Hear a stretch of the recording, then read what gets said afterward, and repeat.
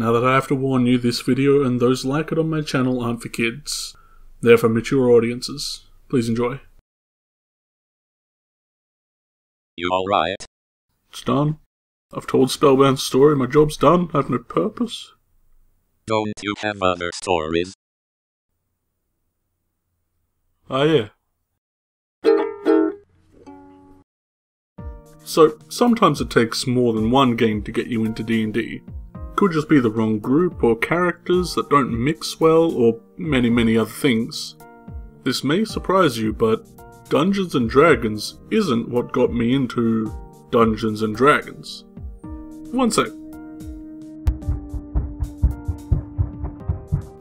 That's right, my first real game that got me into tabletop games was Call of Cthulhu. Forget the D20, get it out of here. We're using a D100 system, 80 more Ds than D&D. Get that goblin, kick him out of here, we're dealing with the occult. We're not warriors or wizards, we're simple, everyday folk whose adventure could be cut short with a singular gunshot or stab. So, it was late high school, right?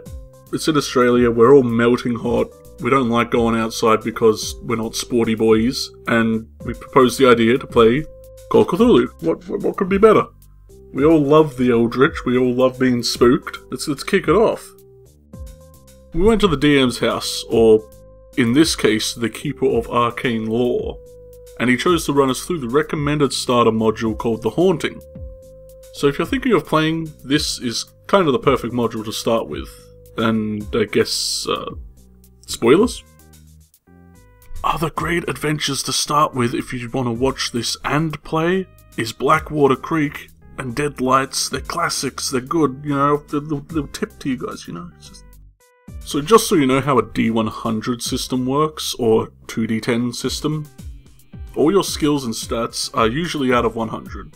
And you must roll 2 D10s, one dice being the 10s, ones being the 1s, to see if you succeed or fail. Which also means you want to roll really low, which is a big difference between this and 5e.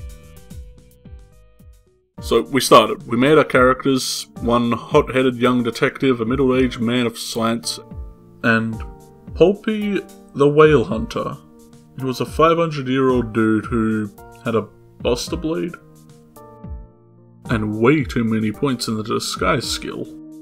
Classically from the module, we were all connected by a person asking us to investigate a somewhat strange house that he had been having trouble with selling, since a previous incident with the previous tenants. This contact, who our lore master subconsciously accidentally named after an American serial killer, was named Ted Bundy. We were kind of learning about it at school at the time, so that's what we kind of blamed it on, but that stuck with us.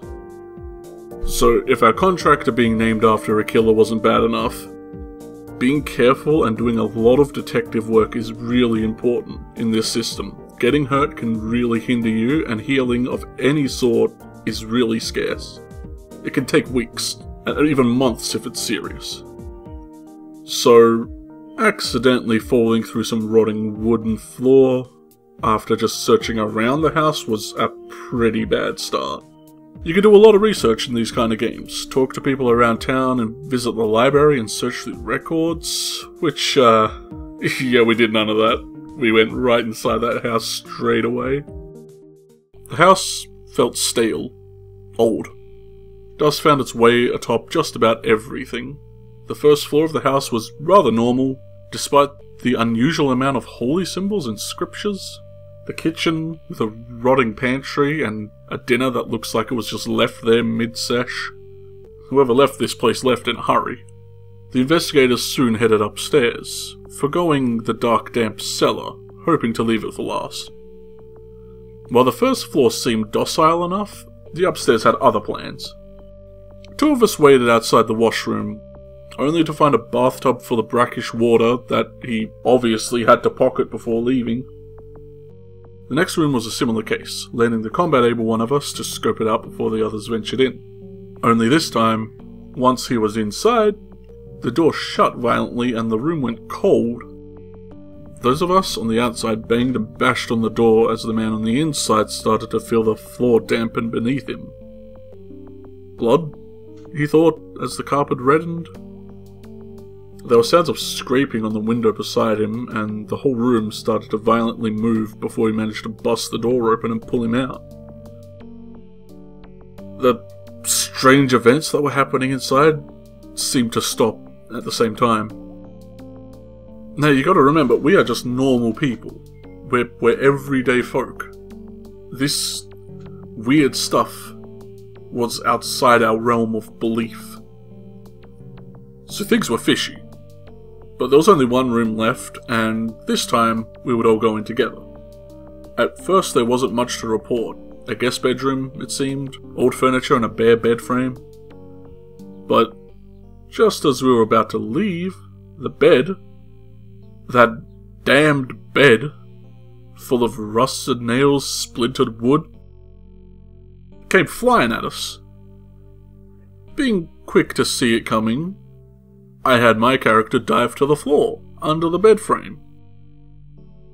My astute colleague, with his keen mind, thought to catch the bed and use its own momentum to spin it to a halt. A brave thought that ended up shattering his forearms in 3 places each.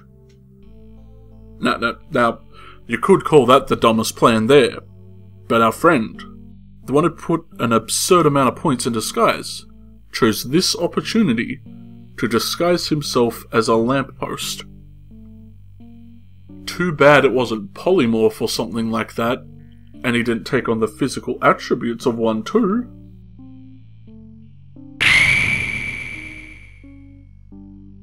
After the bed nearly, and for some of us definitely crippled some of us, we made our way back to the first floor. There was clearly something sinister here, and in hindsight we should have just left then and there. But it was late and we were determined to get rid of this evil in the house. After breaking off a leg of a table and nailing some of those holy symbols to it, we ventured down into the damp, dark cellar. The stairs gave out under us.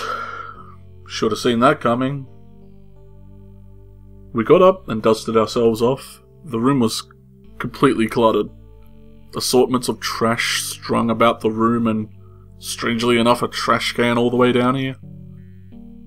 Which, upon approaching, this strange knife that seemed to be rusted over with blood shot up from the pile.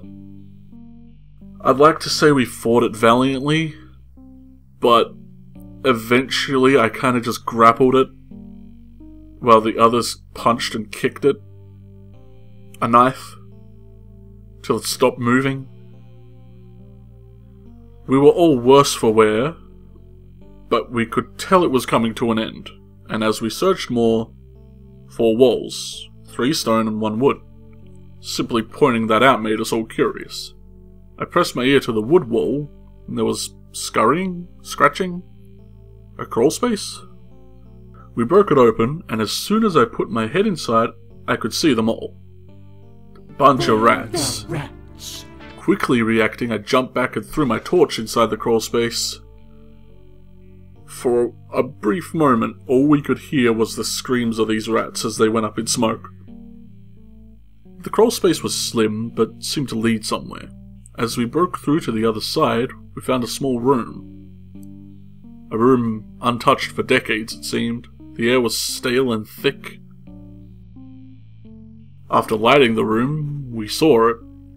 The strange preserved man lying in the middle of the room. He looked horrific. Deep recesses where his eyes should have been, his lips peeled back showing his gnarly teeth. A body that looked like it was a tightly wrapped skeleton, and his fingers like sharp, gross daggers. Which was fine. He was a corpse. Until he got up. We fought for our lives, using whatever was in the room to protect ourselves, especially a table that was in the corner. During this tussle, our man of science couldn't take it anymore. These strange events, this monster of a man broke his mind, just like his arms.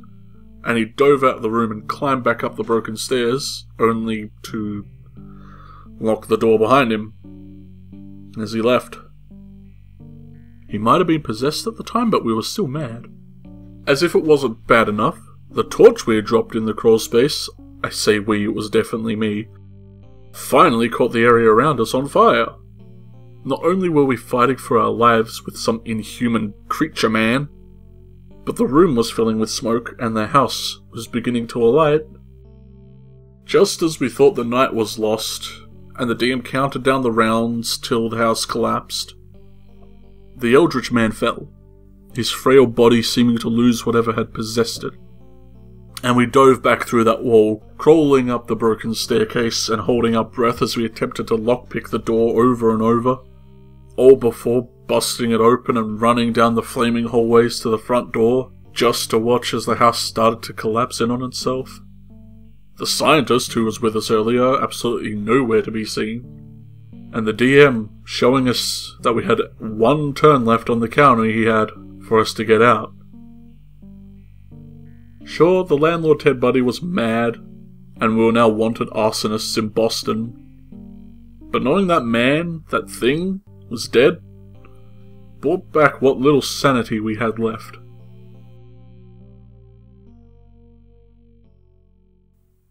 Something about that night.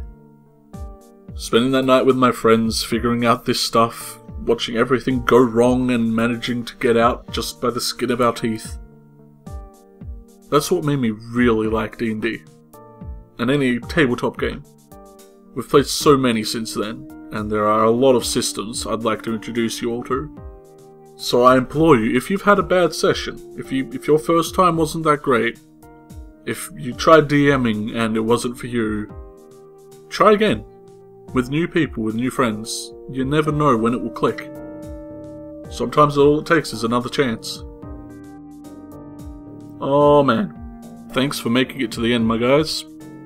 Been a rather unproductive year so far, other than all the spellbound stuff. Kind of the opposite of what I had planned. But I've just been having too much dang fun in that Discord we made. I love you Discord boys. I want to quickly mention I was on a podcast with another creator. Head over to Cool Boy Shane's channel if you have an hour to spare. It's a pretty chill conversation. Also check out his other stuff, the dude does amazing work. I'm talking like actual animating. As always, I hope you all enjoyed, and I definitely hope to see you in the next video. Thank you so much for watching.